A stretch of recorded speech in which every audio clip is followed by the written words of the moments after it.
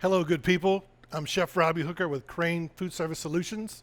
Today we're going to be talking about the Groen 5-gallon steam jacketed kettle. Please refer to your owner's manual as all the information will supersede this training. First, we're going to talk about the operation of the unit. We'll simply switch on the power button.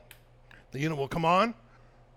And then what we'll do is we'll either turn up or turn down, whatever temperature you'd like. Whenever you turn this on, you want to have your product in there already, okay? So whatever it is you want to heat up, start with product in there and then turn it on or turn it up, whether it be liquid or fat. Once you've cooked your product and you're ready to remove it, you'll simply take the handle, you'll tilt it, and pour it into whatever it is that you prefer. Now we'll talk about the cleaning of the unit. When you're cleaning the kettle, make sure everything's out of the kettle, any big particles, and then simply take soapy water while it's still warm. Use a nylon or a natural brush to clean it. Do not use metal. You don't want to scratch it. Clean it out, drain it, rinse it, drain it again, and then sanitize with sanitizing solution. And then whenever you leave it down to let it dry completely.